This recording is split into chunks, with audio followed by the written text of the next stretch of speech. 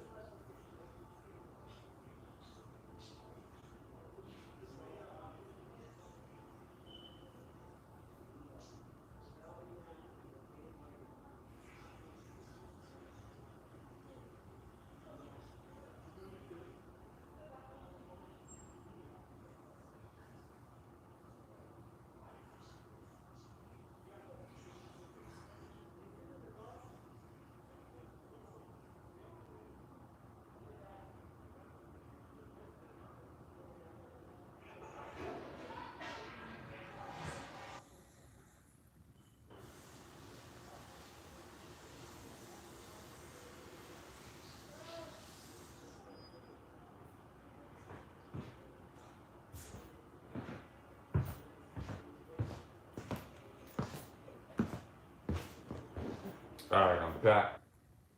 Now, again, to all of y'all that are loyal to the channel, this is for y'all.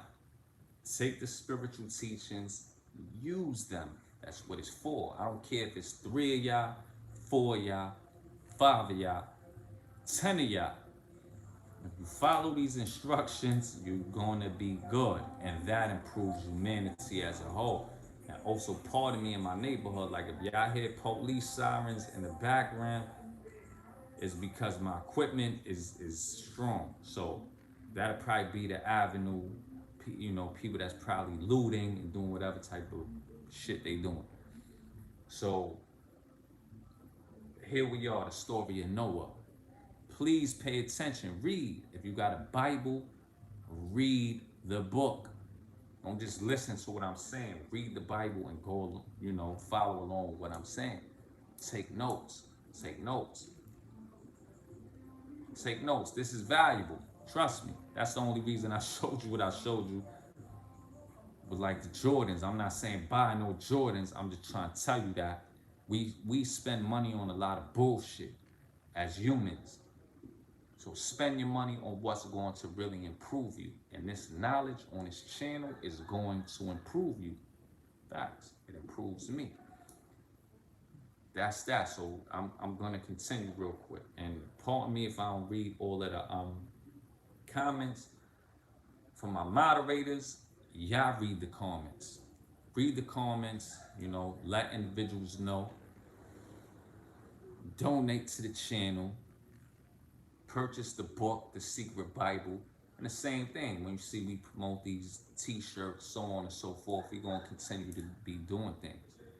You know what I'm saying? And for the moderators, you could promote your own business.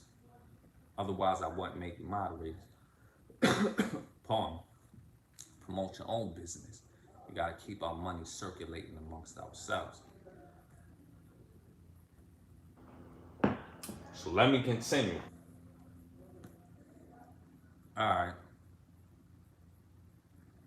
So where we just left off, we talked about the men of renown, the humans of renown of the ancient days, when the sons of God went into the daughters of men. That's everyday real life. When the initiates, the sons of God, the daughters of God, the self-realized humans, copulate or have sexual relations with ordinary humans, they produce giants, the men and women of renown of the old days. And us who are initiates, that's who we are. You know what I'm saying? That's what we are. Giants amongst mortal humans. Right? So anyway, let me continue, pardon me. Verse 6 of chapter 6. Verse 5 of chapter 6 of Genesis. And God saw that the wickedness of man was great in the earth, and that every imagination of the thoughts of his heart was only evil continually. God. Who is God? Your true and highest self. So there comes a point where don't look at God as the mythological character. Look at God as your true and highest self. So God sees, oh shit, the majority of humans, and by God again, that means your true and highest self in you. This is your story. God sees, damn, human beings are doing all of this bullshit, man. There's wickedness and evil in the hearts of men. You feel me? Oh shit, I'm looking at this. Look at the shit humans is doing. They heart is set on evil, man, wickedness, right? So that's what it's telling you right there. And that wickedness is continuous, right? Verse 6, chapter 6. And it repented the Lord that he had made man on the earth, and it grieved him at his heart. So who you think is feeling this? A God somewhere in the sky? No, you, God, your true self. And it hurt God in his heart. You, fuck, why did I create man?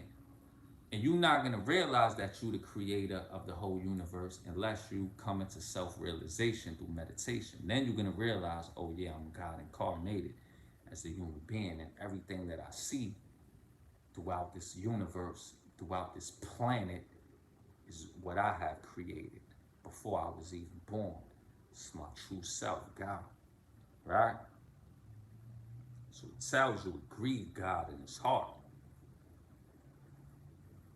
Verse 7.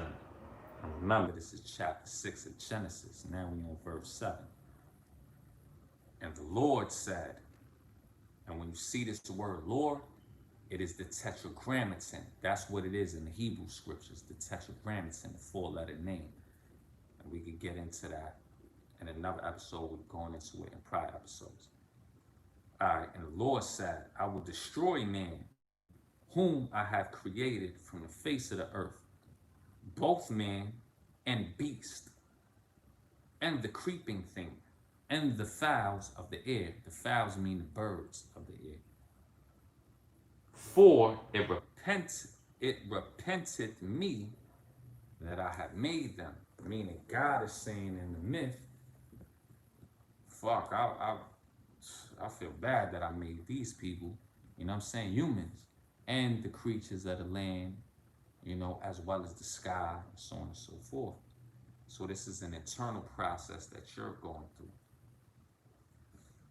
Verse 8 says, but Noah found grace in the eyes of the Lord. But Noah found grace in the eyes of the Lord. Remember what I just told you in the beginning of this episode.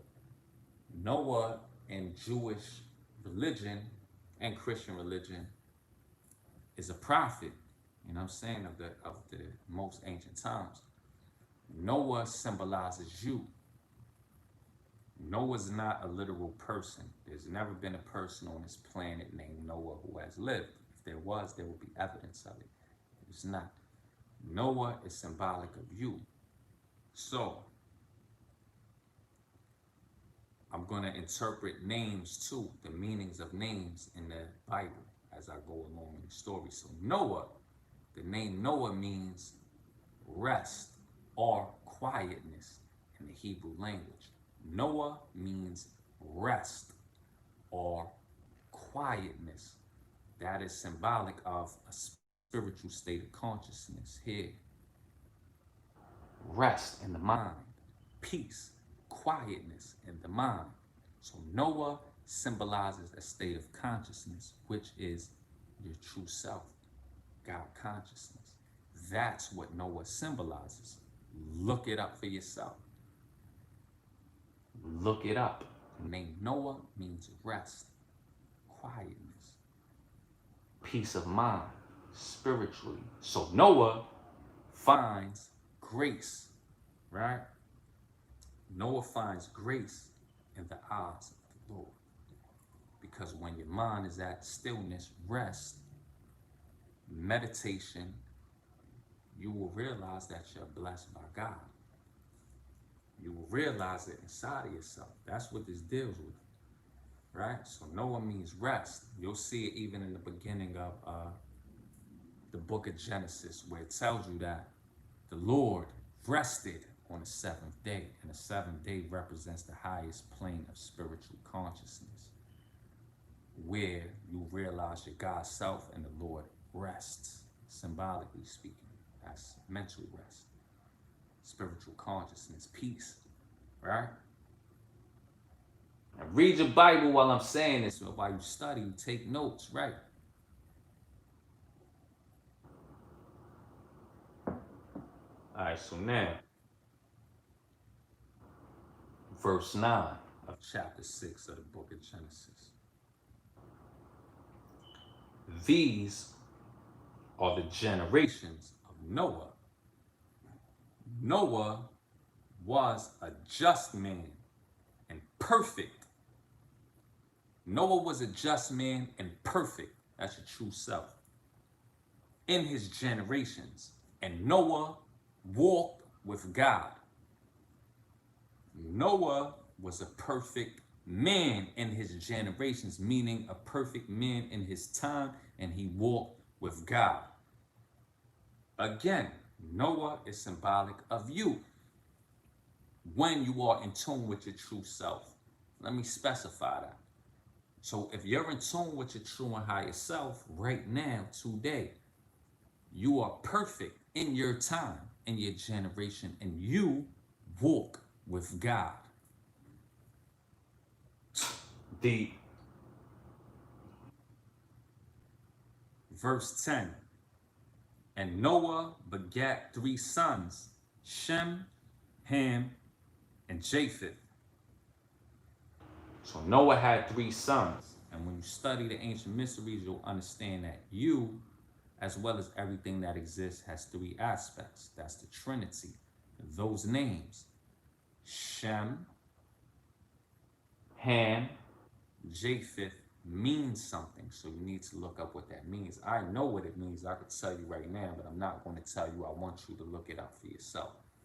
to see what those three names mean in respects to the Trinity of yourself. Verse 11, the earth also was corrupt before God, and the earth was filled with violence. I think, Connie, you probably see that shit going on right now, right?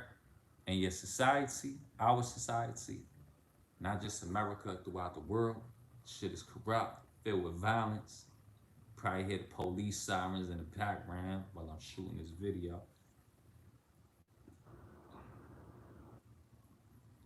Verse 12, and God looked upon the earth, and behold, it was corrupt, for all flesh had corrupted his way upon the earth.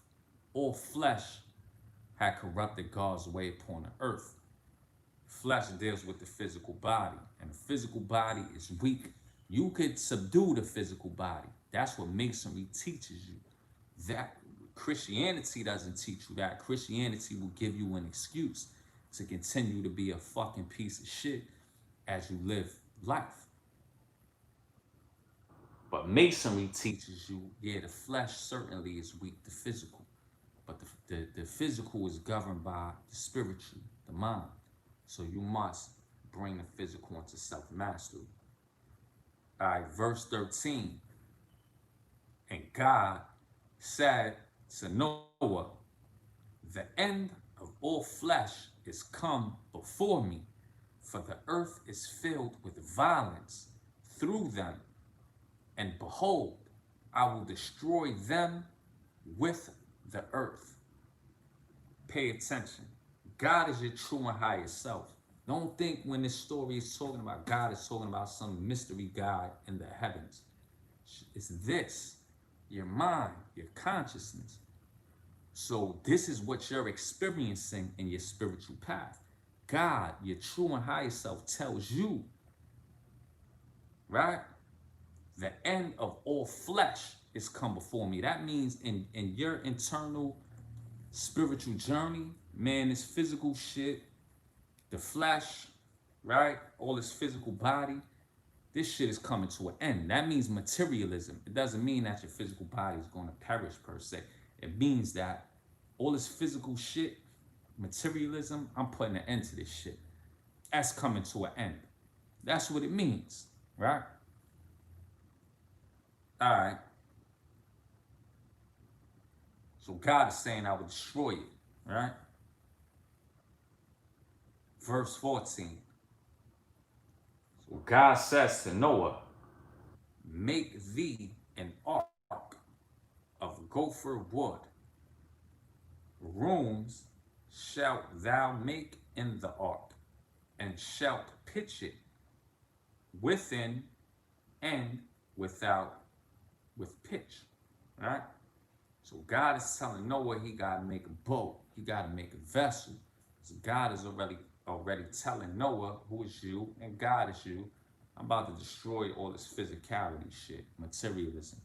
So make yourself a vessel, you know what I'm saying, to survive what I'm about to do. Verse 15, and this is the fashion which thou shalt make it of. Right? And now here, there's dimensions that are being given, physical, dimensions of geometry. So I'm going to skip that. Why? Because in order for you to understand these dimensions, for example, right here in verse 15, God says the length of the ark shall be 300 cubits, the breadth of it 50 cubits, and the height of it 30 cubits. That's symbolic. When you start doing the math on that, and you apply it to the Hebrew language, what we call gematria, you're going to be like, oh, yeah. So I'm not going to give that on this episode. I'll do it in my correspondence courses and stuff like that, but I'm not going to do it here. It's too thorough for me to just give it to subscribers whom I do not know to, or viewers whom I do not know to be students of gematria or the Kabbalah. All right. So I'll skip that. All right. Verse 17 says, "And behold, I, even I, do bring a flood of waters upon the earth to destroy all flesh, wherein is the breath of life from under heaven, and everything that is in the earth shall die." And this is God talking. He says, God is your true and highest self. "Behold, I, even I, do bring a flood of waters upon the earth to destroy all flesh, wherein is the breath of life from under heaven, and everything that is in the earth shall die." So God is saying, I'm going to bring a flood of waters. When you study the ancient mysteries, let's go all the way back to ancient Egypt. In ancient Egypt, the waters are the ocean, the sea, are the symbol of the god Noon. Noon is the beginning of all things in the ancient Egyptian mysteries. And Noon is the primordial waters, that most ancient waters, the most ancient sea, the most ancient ocean. That is consciousness. Consciousness in the ancient mysteries is likened to the sea, to the ocean. So here in the story of Noah and Noah's Ark, God says to Noah, meaning your higher self says to you, I'm going to send a flood of waters to destroy physicality, to destroy the earth, to destroy to destroy materiality. So a spiritual birth is going to take place, or a spiritual rebirth.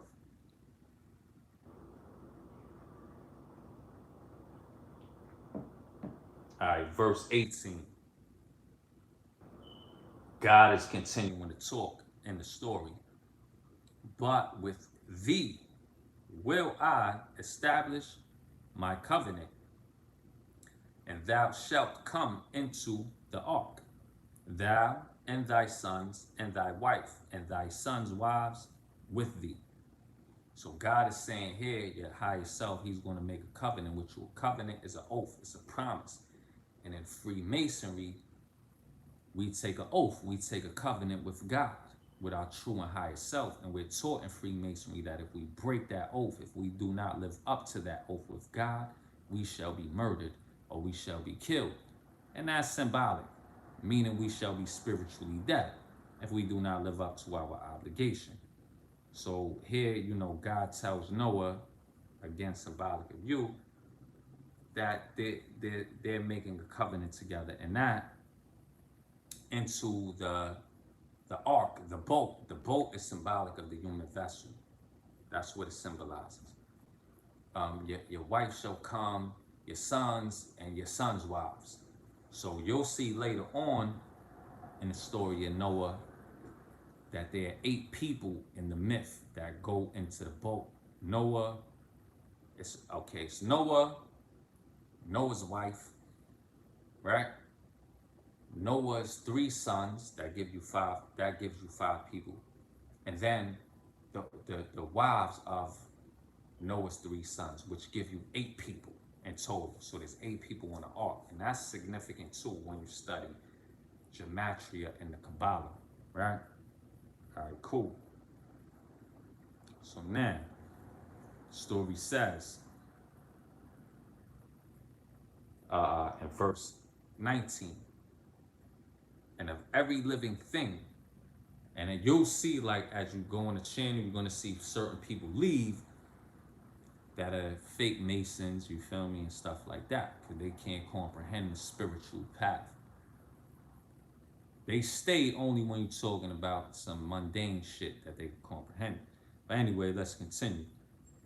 So, verse 19, "And of every living thing of all flesh, 2 of every sort, shalt thou bring into the ark to keep them alive with thee. They shall be male and female." So God in the story is telling Noah to bring all the creatures on the earth into the ark so that life could continue. Now here's what you have to pay attention to. When you're dealing with the ancient mysteries, the scriptures of the various religions will always tell you about something that, if you take literally, doesn't make sense.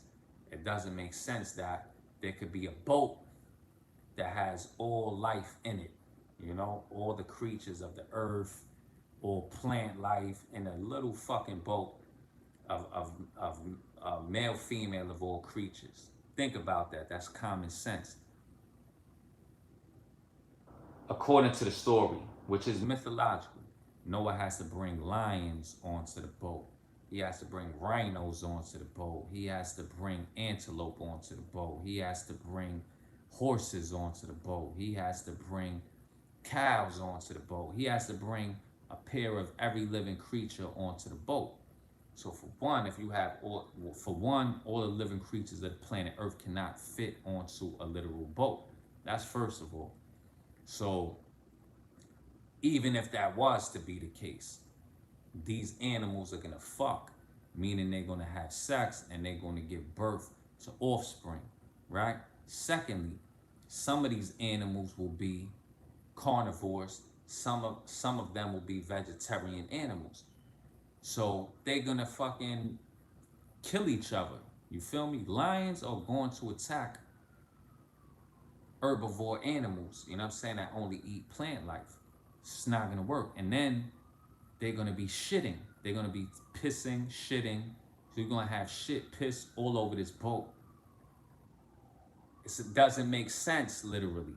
You understand? But if you take it symbolically, in regards to what I said, the ark or the boat is symbolic of the human vessel, the human body. And when you meditate and you understand yourself spiritually by meditating, even with science, you'll realize that all energy is one thing. So everything in the whole universe is inside of you. This is why in Hermetic philosophy we say, as within, so without. The law of correspondence. That's one of the reasons we say that. Everything in the universe exists inside of yourself. As a human being, you're a miniature replica of the universe as a whole. So that means everything that exists in the universe as a whole exists inside of yourself. You are the Ark of Noah, the boat. So everything in creation is inside of yourself. And if you doubt that, besides what the mystics teach, study science. All creatures in Mother Nature, I'm talking about creatures here, I'm talking about in the animal kingdom.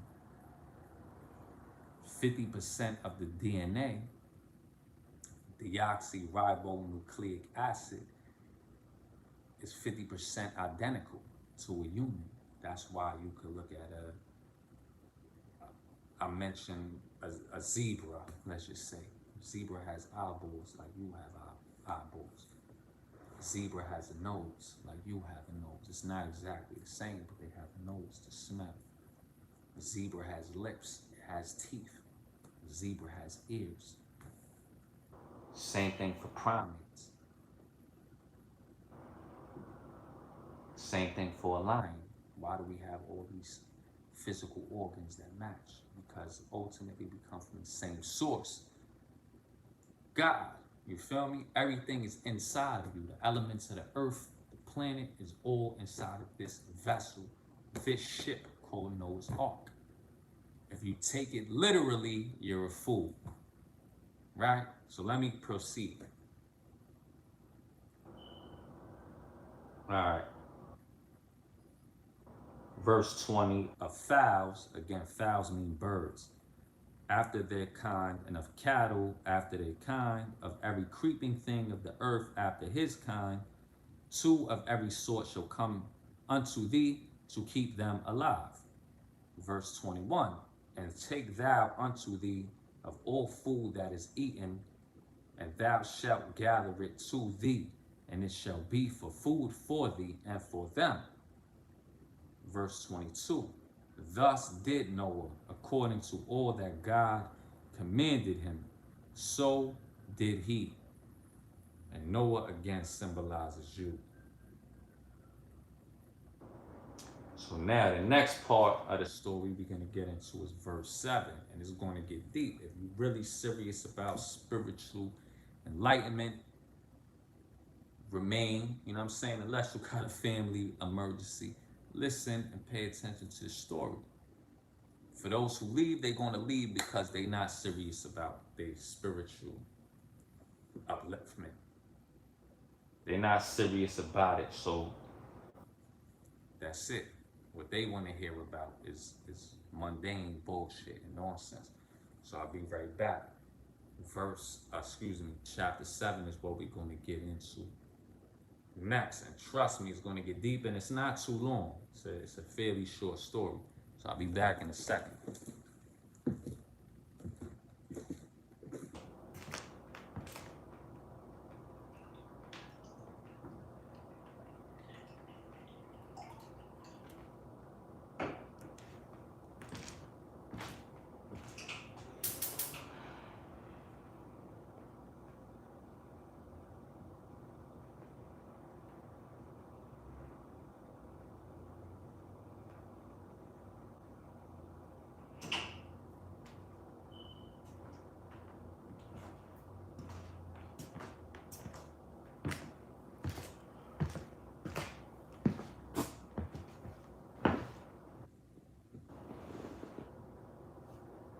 All right, we back, y'all. We're gonna get out of here soon, trust me.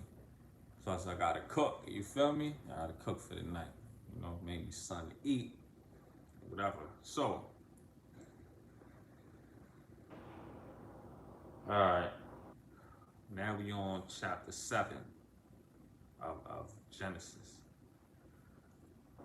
All right, and the Lord said to Noah, come thou and all thy house into the ark, for thee have I seen righteous before me in this generation. Again, that's your story. Verse 2, of every clean beast thou shalt take to thee by sevens, the male and his female, and of beasts that are not clean by 2, the male and his female. So here, obviously, if you study in the Bible, you see a contradiction there in that verse tells you that God told him, you know, take everything by sevens, you know, all the creatures, and what is unclean, take it by 2, male and female. Prior to that, God says, take every creature by 2. Don't mind that. That's just the way of the authors of the Bible giving you a clue. If you're an initiate, that don't take this literally. This is symbolic. All right, verse 3 of chapter 7, of fowls also of the air, by sevens, the male and the female, to keep seed alive upon the face of all the earth. Verse 4, for yet 7 days, and I will cause it to rain upon the earth 40 days and 40 nights, and every living substance that I have made will I destroy from off the face of the earth. So the 40 days and the 40 nights, I'll talk about that in other episodes. That's dealing with your ascension through the tree of life and the Kabbalah. And this is the tree of life. Excuse me, pardon me. This is the tree of life, this symbol right here. 10 Sifid rope with 22 lines connecting the 10 Sifid rope and 4 words. Right? So there's 10 Sifid rope and 4 words. That represents 10 times 40. That means understanding, knowing thyself, knowing the universe, ascending from base consciousness up to universal consciousness. 10 times 4 equals 40, right? So whenever you see the number 40 in the Bible, that's what it's dealing with. The tree of life and the Kabbalah and your inward meditation, going from base mundane consciousness up to universal or God consciousness. All right. Verse 5, and Noah did according unto all that the Lord commanded him. Verse 6, and Noah was 600 years old when the flood of waters was upon the earth. And that's symbolic. You should know common sense. No human being lives to be 600 years old. Not now, not in the old times.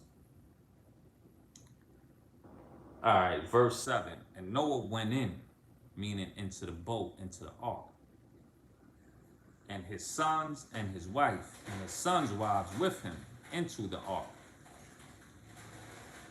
because of the waters of the flood. And that just represents meditation, like I said, to go inside of yourself, inside of the ark. the human vessel.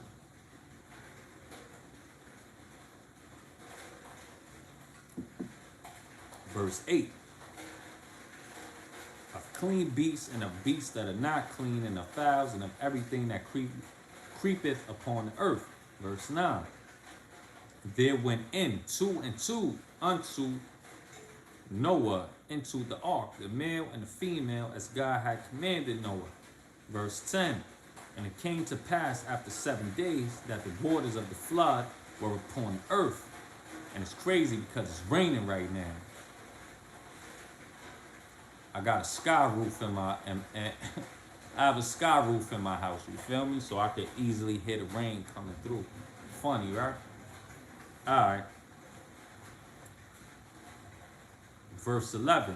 In the 600th year of Noah's life, in the second month, the 17th day of the month, the same day were all the fountains of the great deep means the water, broken up, and the windows of heaven were open. Pay attention in meditation when the Bible tells you that the windows of heaven were open. That means the mind, because the mind is the highest part of the human body. The same way that the heavens are the highest part of the universe. Macrocosm, microcosm, as above, so below. So this is meditation, right? Pay attention. Verse 12. And the rain was upon the earth 40 days and 40 nights. Told you what that means already. Verse 13. In the selfsame day entered Noah and Shem and Ham and Japheth, the sons of Noah, and Noah's wife, and the 3 wives of his sons with them into the ark. Verse 14. They and every beast after his kind, and all the cattle after their kind, and every creeping thing that creepeth upon the earth after his kind, and every fowl after his kind. Every bird of every sort. Birds symbolize mental aspects of the mind because birds take flight, right? You'll see that in ancient Egyptian religion with the gods that had the heads of birds. Birds fly up into the heavens. That's symbolic of this, your mind. Different mental states. Verse 15.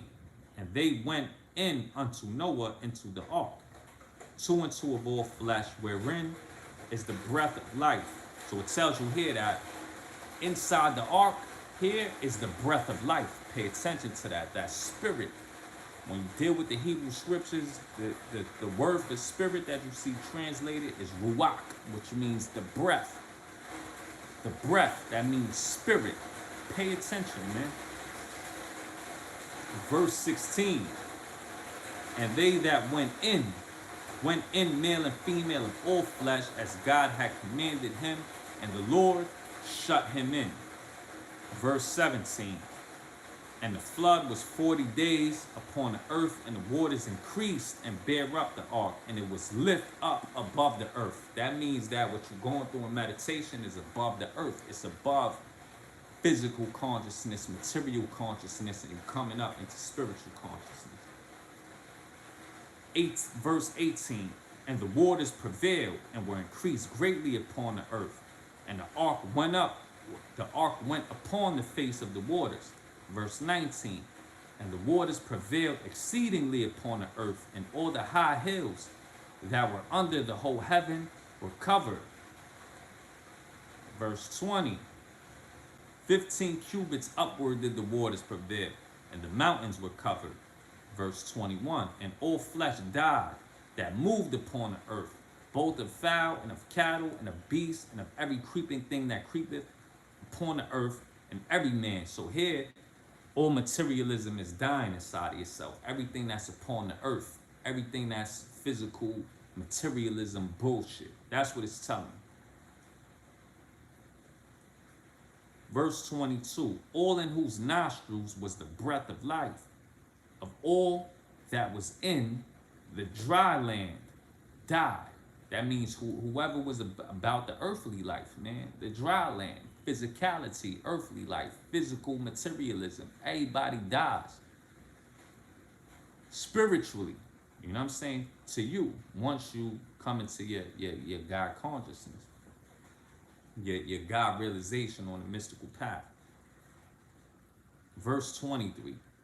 And every living substance was destroyed, which was upon the face of the ground, both man and the cattle and the creeping things and the fowl of the heaven, and they were destroyed from the earth. And Noah only remained alive, and they that were with him in the ark. And Noah, again, is symbolic of you as being a spiritual man or a spiritual woman. Remember, again, what I told you. Noah means the name rest, quietness, spiritual rest, spiritual quietness, that which is achieved through meditation. You remain alive, eternal. And you will not fear death. Physical body is going to die. You feel me?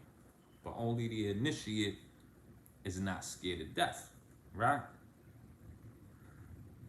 All right, chapter 8. And God remembered Noah and every living thing and all the cattle that was with him in the ark.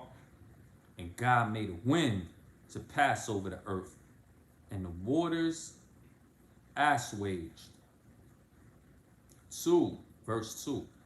The fountains also of the deep and the windows of heaven were stopped, and the rain from heaven was restrained. And it's crazy because you see the rain right now. I told you I got the sky roof in my house. Now they calm. You feel me? Because I'm speaking the word of God. I'm speaking the word of truth. All right. Verse 3. And the waters returned from off the earth continually, and after the end of the 150 days, the waters were abated. Verse 4. And the ark rested in the 7th month on the 17th day of the month upon the mountains of Ararat. And that word means something, the mountains of Ararat. So the ark stops upon the top of the mountains. And if you understand the ancient mysteries and what the mountain represents the human body in its essential nature, which is solid, firm, established in God consciousness. And the top of a mountain represents this, the head, the seat of consciousness. So the ark rests upon the top of the mountain.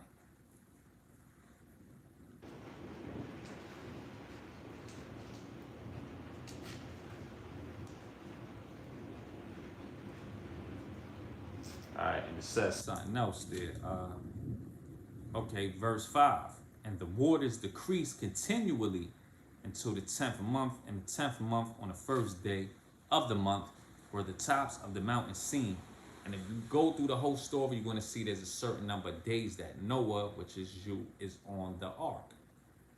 But you'll have to study the story. I could tell you the numbers of days, the number of days rather, and what that number symbolizes. But you'll get the gist of what I'm saying just through the episode. But that's significant too, trust me. Verse 6, and it came to pass at the end of 40 days that Noah opened the window of the ark, which he had made.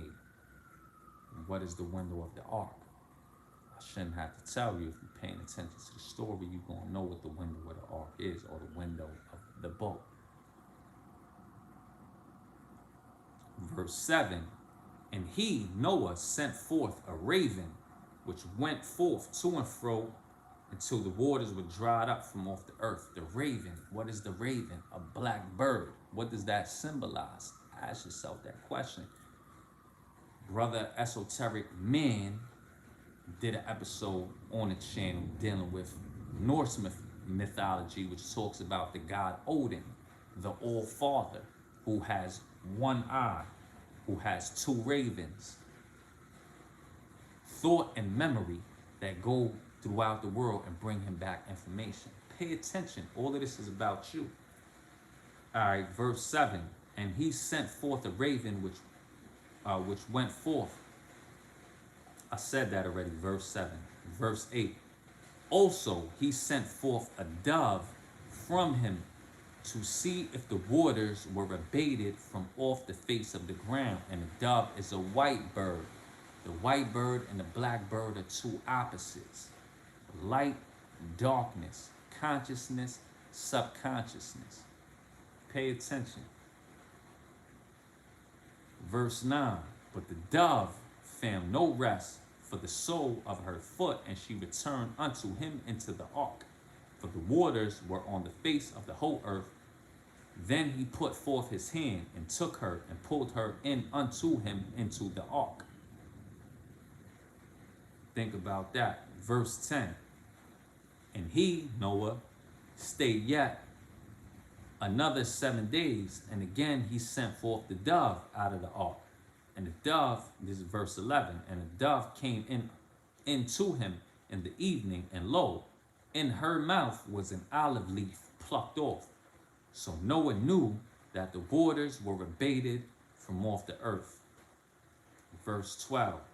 And he stayed yet another 7 days, and sent forth the dove, which returned not again unto him any more. Verse 13. And it came to pass in the 601st year, in the first month, the first day of the month, the waters were dried up from off the earth, and Noah removed the covering of the ark, and looked, and behold, the face of the ground was dry. So now, this is your spiritual rebirth completed. Everything is safe. Verse 15. And God spoke to Noah, saying, Go forth of the ark, thou and thy wife and thy sons wives with thee. Verse 17. Bring forth with thee every living thing that is with thee of all flesh, both of fowl and of cattle, and of every creeping thing that creepeth upon the earth, that they may breed abundantly in the earth, and be fruitful and multiply upon the earth.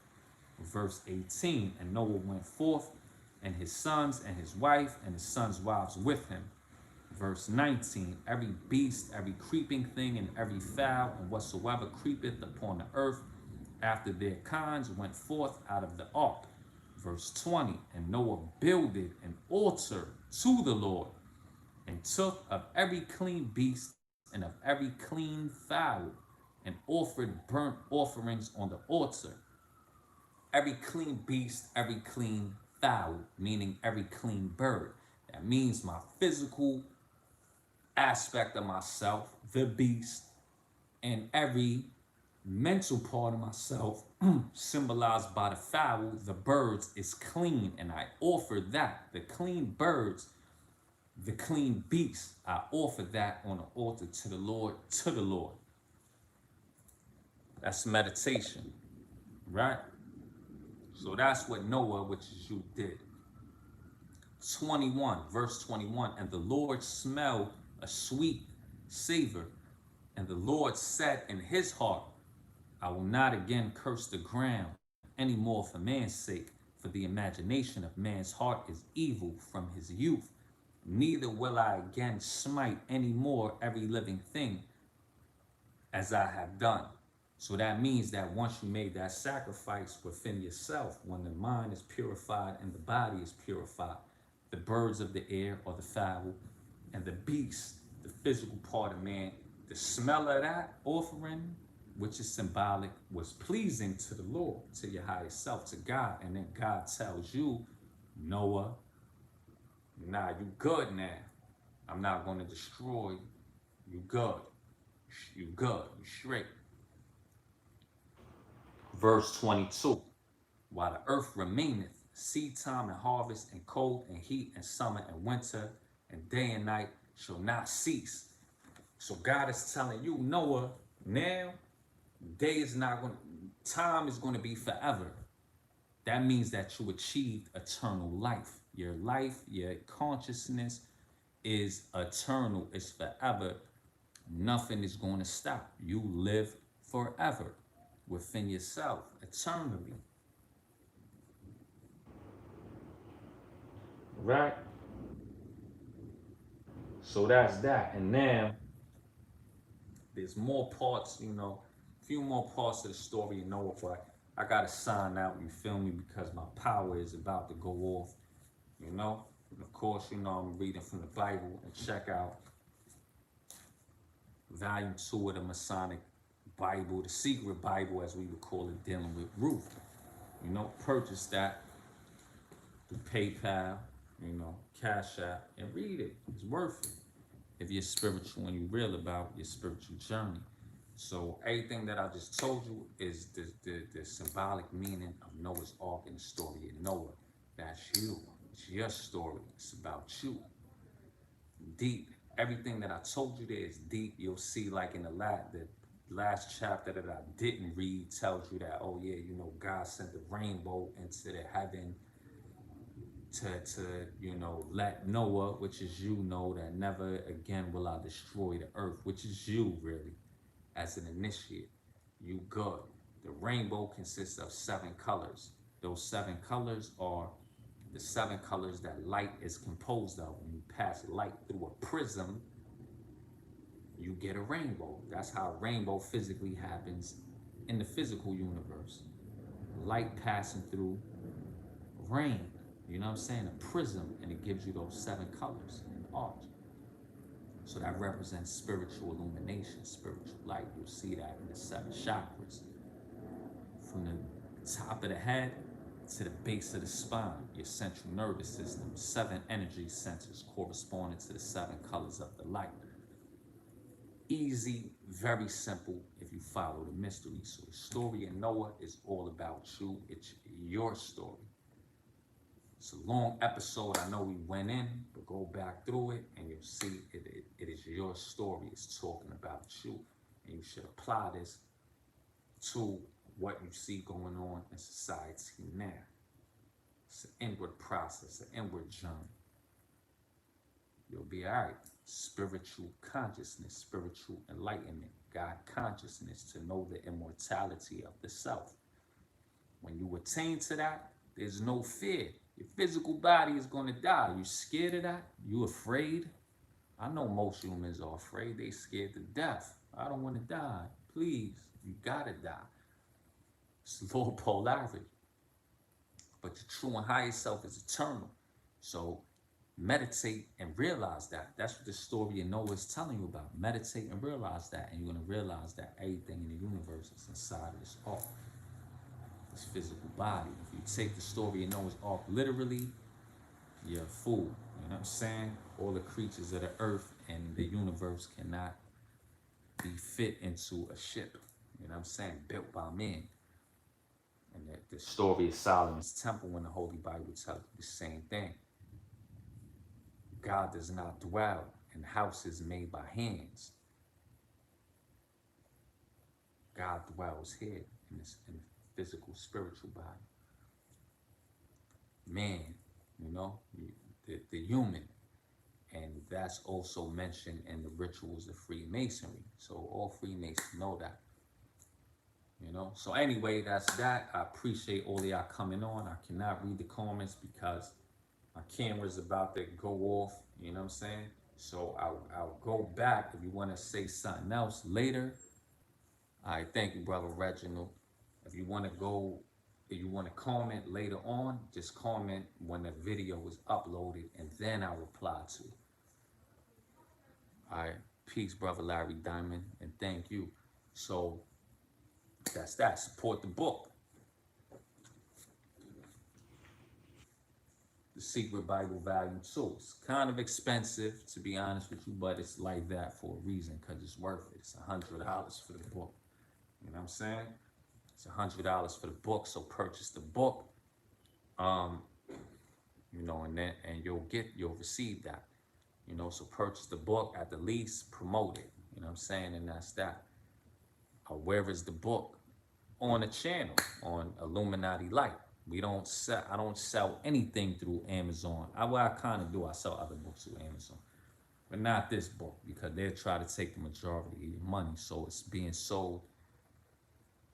Yeah, thank you, Sister Kataya. So that's the link right there where you can buy the book. It's $100. And it deals with the Book of Ruth. You know what I'm saying? And it's symbolic meaning, but it is worth it. You'll understand and know thyself better. Peace. So with that, peace to all Freemasons, all Rosicrucians, all spiritual travelers. And I gotta get out of here. I gotta cook, eat me some pasta. Stay safe, y'all. You know what I'm saying? Stay safe. My information is in the About section. You can holler at me anytime. And I'll get in contact with y'all. Peace. Peace. Peace.